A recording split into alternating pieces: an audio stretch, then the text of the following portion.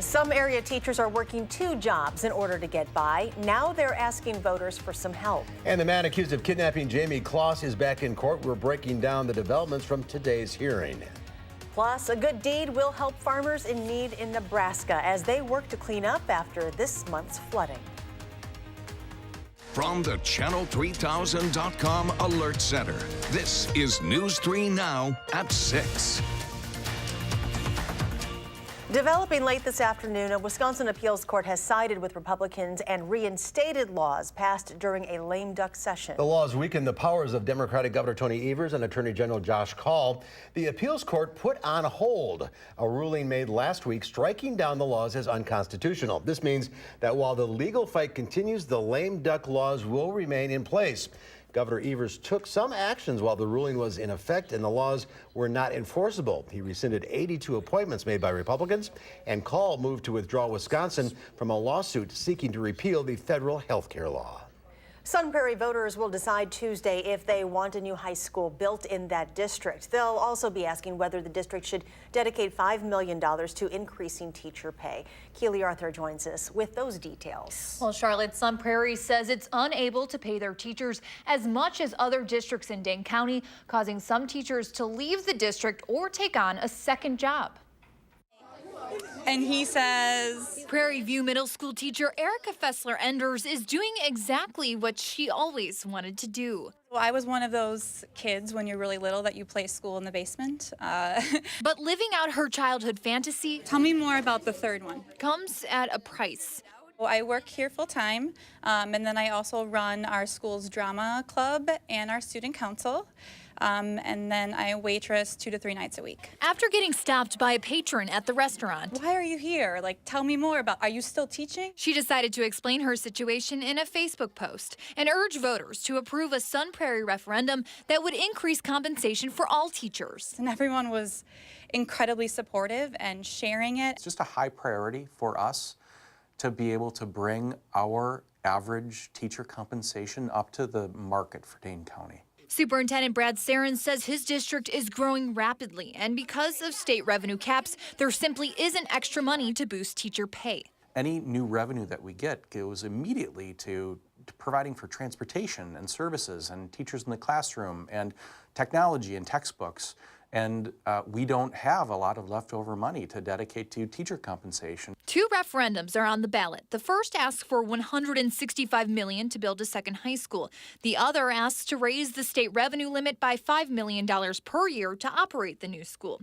Since it won't be built until 2022, the district will use $5 million prior to that to go to the 800 teachers it employs. And I'm thinking to myself as I'm reading it, there's no way. If passed, Fessler-Enders would hopefully be able to leave her second job, refocusing on living her dream of helping students reach theirs. I don't want to go. I love my job. I love my students. I love that I can go out to Walmart and see a former student who's in high school and they give me a hug and they tell me about their driver's license. Like, I don't want to give that up. If approved, the owner of a $250,000 home would pay $320 more a year in property taxes. Some against the referendum have called it too costly. All right, Keely, thank you. The Wisconsin Education Department is being sued because it does not allow private schools in the choice program to count virtual classes toward instructional time. The lawsuit alleges Wisconsin's Department of Public Instruction is illegally determining that public schools can count virtual learning time while choice schools cannot. The department says state law only allows public schools to count such classes. The issue came up this year when choice schools inquired about using internet classes to make up for snow days. Let's get a first look at your forecast now. Chief Meteorologist Gary Canalti is here. Mark, it's actually pretty nice out here. Temperatures have been in the upper 50s. A lot of places to the west of Madison have hit the lower 60s. We've had some clouds, but they're actually starting to thin out quite a bit just within the last hour or so. And then Doppler track, looks like a couple of sprinkles trying to develop over parts of eastern Iowa. It's possible we could see a stray shower or two tonight. Most of us will stay dry. Otherwise, the more concentrated area of showers and of rain and snow have been to the north across parts of Lake Superior and far northern Wisconsin. Low temperatures this morning started out above freezing here in Madison. We were at 34 degrees. Those brisk southerly winds kicked in, and so far, high temperature at Madison's hit 58, but you can see many locations have topped the 60-degree mark, including Boscobel at 65, La Crosse hit 66. A little cooler near Lake Michigan. Temperatures only in the mid-40s in eastern Wisconsin. Milwaukee right now at 58, Madison 57, and you can see to our west, temperatures still in the middle 60s near the Mississippi River. By tomorrow morning, temperatures will be in the middle 40s. Again, just a slight chance for a stray shower tonight. Otherwise, look for variably cloudy skies tomorrow. Another mild day with a high temperature of 56. That's your News 3 Now First Alert forecast. All right, Gary, thank you. The man accused of kidnapping Jamie Kloss and killing her parents pleaded guilty this afternoon. Jamie Perez joins us in studio with details of what happened during today's hearing. Jamie? Well, each count of intentional homicide holds a maximum sentence of life in prison. The kidnapping charge means a maximum of 40 years behind bars. The judge says that he could impose all of those sentences consecutively. The state said it will not file criminal charges for the crimes committed in Douglas County connected to the rise of the Barron County charges. Patterson's attorney said they discussed his options with him, including right to a fair jury trial, but they said Patterson intended to plead guilty since day one. Even so, Patterson got emotional in court today as he was doing so. And upon conviction shall be sentenced to imprisonment for life. How do you plead to that charge?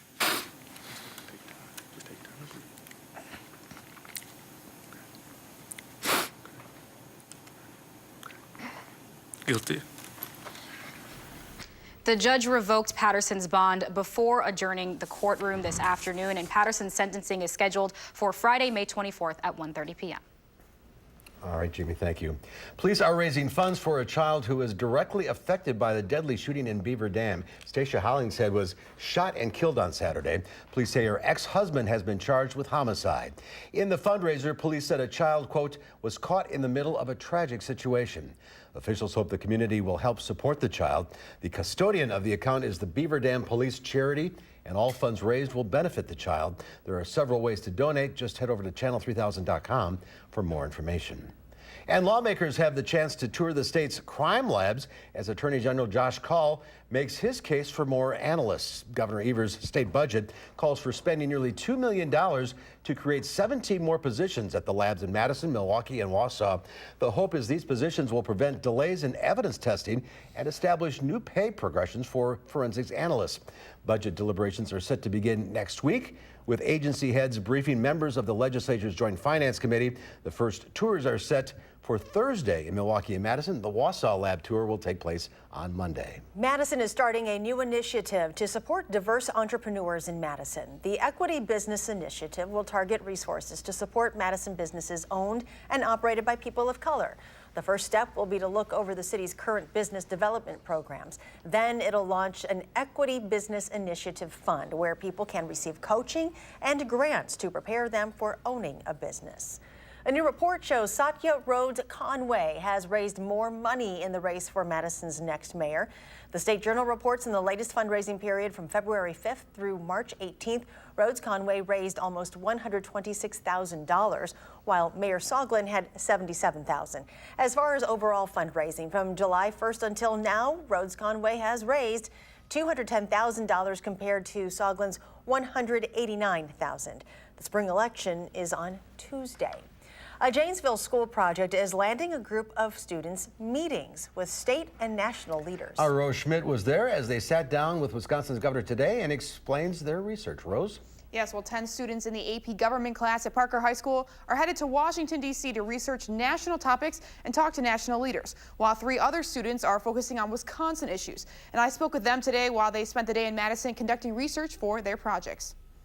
Experience outside the classroom. Learning by doing. Kind of a science background. Is the lesson these Janesville High School students are getting, as a school project allows them to dabble in state government for the first time. Right now we're doing the interview section, so we're going around and interviewing the governors, the representatives, and everything else for our relevant topics. Senior Shay Burke says it's experience that will prepare her for college. It's really interesting for me because I want to go into the teaching of history profession, so that'll help me out later in life. Her Madison Seminar Scholar Project topic, I am doing Veterans Disability Compensation, is on an issue with direct impacts to her life, as her father is a veteran, and one Governor Evers tells her he's working to address. Several parts of our state budget that we have proposed hopefully to get it approved, will increase all services to all veterans, especially in the healthcare area and especially in the area of housing. One of Shay's colleagues is focusing her project on the environmental impact of the Foxconn project in Racine County, which Evers says is quite a complex issue with many unknowns. Foxconn has kind of changed their kind of footprint to what they want to do in southeast Wisconsin. They were going to be this big and then they're going to be this big. But despite the complexity, the students say it's never too early for them to begin their journey in understanding the issues impacting people around them. I was always really passionate about it, and I've always wanted to learn more on it, so this was a good opportunity to learn more.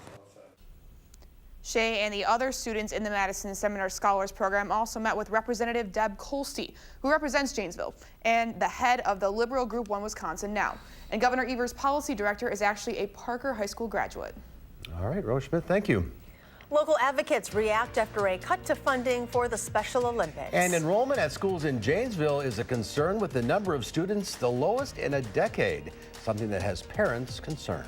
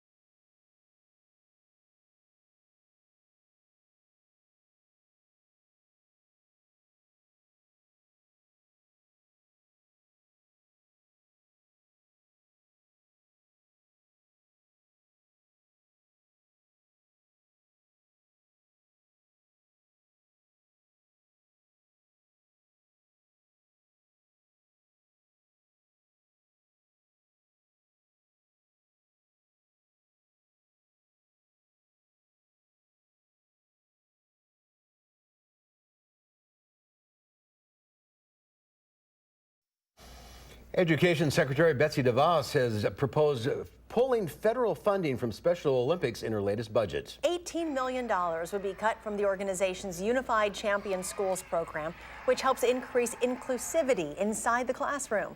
Local advocates say this could fundamentally change the organization's impact on the community. Special Olympics is an investment that not only benefits the people who are actively participating within Special Olympics, but it really benefits everybody in the community, and what you put into it, you get more so out of it. Special Olympics of Wisconsin said in a statement that they intend to work with lawmakers on raising awareness of their programming. Well, parents are worried a drop in enrollment could lead to more cuts in the school district of Janesville. Currently, enrollment is at its lowest point in more than a decade. Adam Duxter shares what the district leaders are saying today. He joins us live from our bureau at the Janesville Gazette. Adam. Well, Mark, enrollment at the school district of Janesville has dipped below 10,000 students for just the first time since 2004. And on Tuesday night, the school board voted to start looking at potential changes to staffing. And while they say this might mean fewer teachers in certain areas, the assistant superintendent told me today that this doesn't necessarily mean teachers will be fired, rather moved around. Still, parents are concerned about what cuts of this type might mean for their students.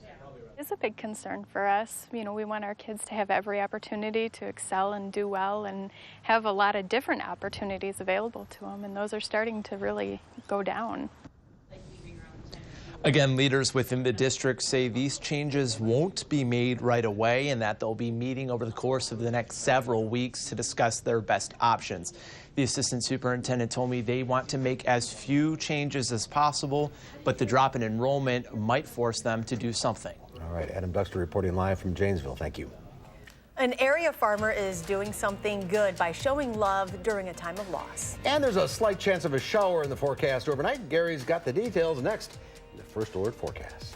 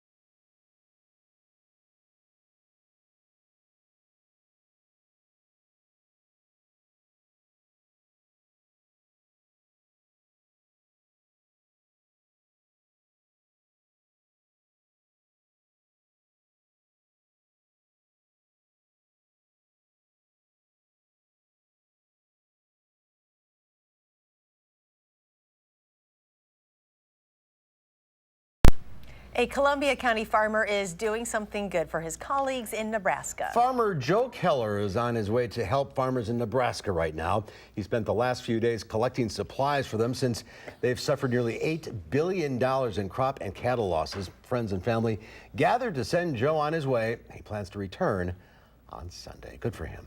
Chief Meteorologist Gary Canalti joins us now with a look at our forecast. Well, that's an area that certainly doesn't need any more rain. We could probably use another week or two of dry weather, but well, I think the precipitation that we'll see in the next week or so shouldn't be too heavy. That's good news. In fact, if we take a look at visible cloud track, we've had some clouds today. Those are actually starting to thin out a little bit. Now it looks like a couple of showers trying to develop just to the south of La Crosse, a little buildup in clouds there. It's actually just ahead of a cold front. You can see on Doppler track just a little shower right here moving through the northern portions of Vernon County, heading off toward the east. Some showers of rain and snow farther to the north aren't going to affect us, but while there could be a stray shower tonight, I think most of us will probably stay dry. Looking at the computer model forecast, this is for later Friday into Friday night and Saturday. The GFS computer model showing the heaviest rains of over 2 inches down to the south, just a couple 1/100ths of an inch of rain across southern Wisconsin. The European computer model, pretty much the same story. The heavier rains down to the south, just a little bit of rain, maybe up to 2/10 of an inch down toward the Illinois state line. Oddly enough, the local RPM computer model that we use for our day-to-day forecasting actually paints about a 1/2 inch of rain from Madison southward, but that's just in the last update. We'll have to see if that continues to trend. Most of the trends from the computer models have stayed farther to the south with the heavier precipitation. Good news for us. Live view from the Queen Bee Radio Skycam in Platteville. There were some breaks in the clouds earlier. It looks like those have filled in. The WISC Skycam looking off toward the south a little more gloomy there and more clouds showing up. And the Edgewater sky cam in downtown Madison, we had a time lapse in there showing from a couple of days ago. Got to get past that.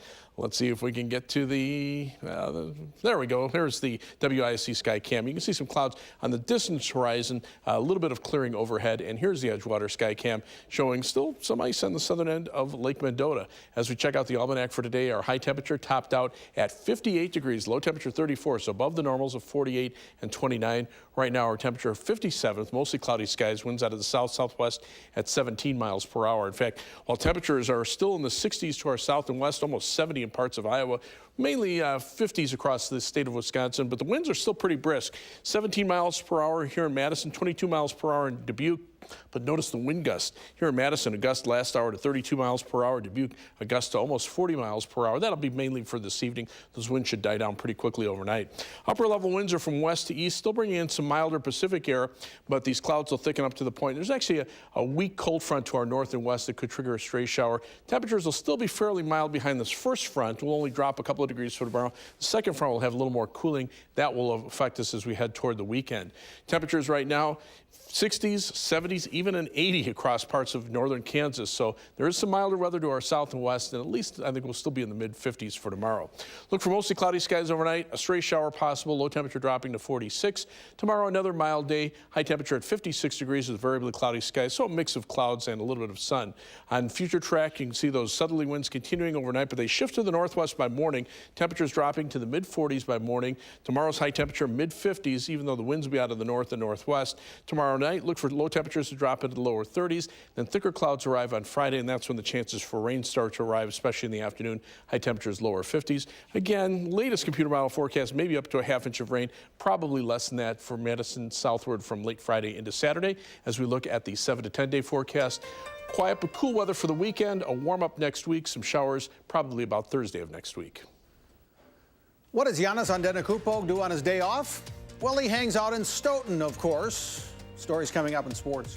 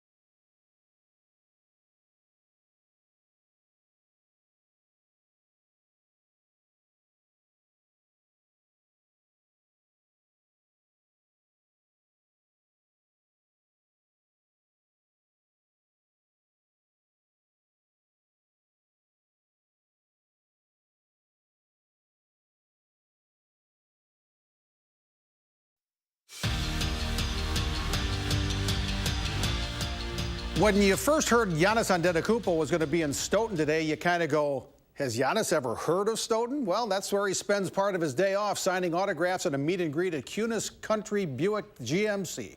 And boy, does the MVP candidate draw a crowd. He's averaging over 27 points, pulling down just under 13 rebounds a game. And for at least a couple of hours, Stoughton, Wisconsin is his most favorite place on earth. He loves these fans. I heard there were people waiting from 6 a.m. this morning. That's insane.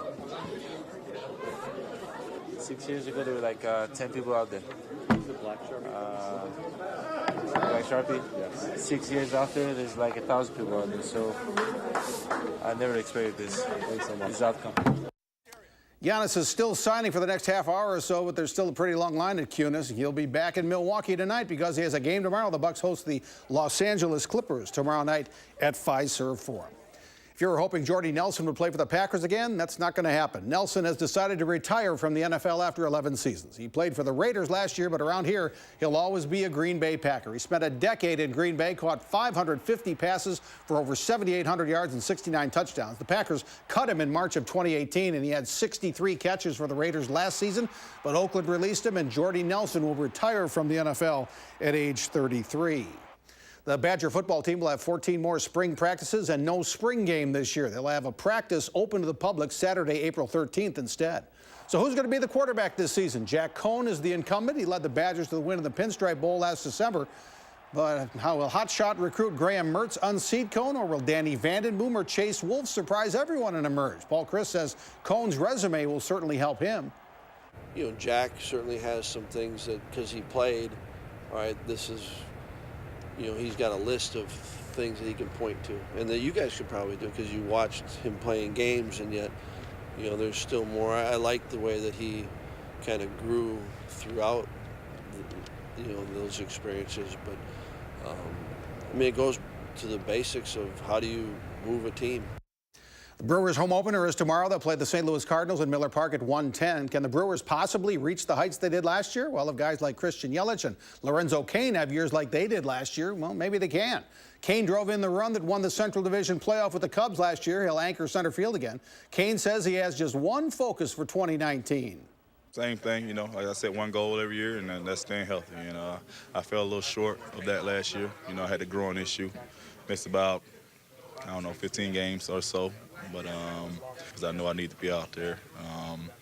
Yeah, that's my main goal, being healthy the entire season. And, the other goal is to get to the playoffs. So we'll see what happens. And in golf, the first round of the WGC Match Play Tournament is in Austin, Texas. Tiger Woods faces some guy named Aaron Wise. It's even through 12, but Tiger sticks this one close on 13. He wins the match, his first round match, 3-1. If Giannis is in Stoughton, I hope they give him a big plate of lutefisk and lesson celebrating. Welcome to Stoughton. Welcome to Stoughton. There you go. Thanks, Jay. Gary's here with a quick check. A couple of showers just out to our north and west. Looks like they're moving through Crawford and Richland County, so be prepared for a brief shower, at least for a few spots. All right, that's our time for now. Thanks for watching. We'll see you back here at 10. In the meantime, have a good evening.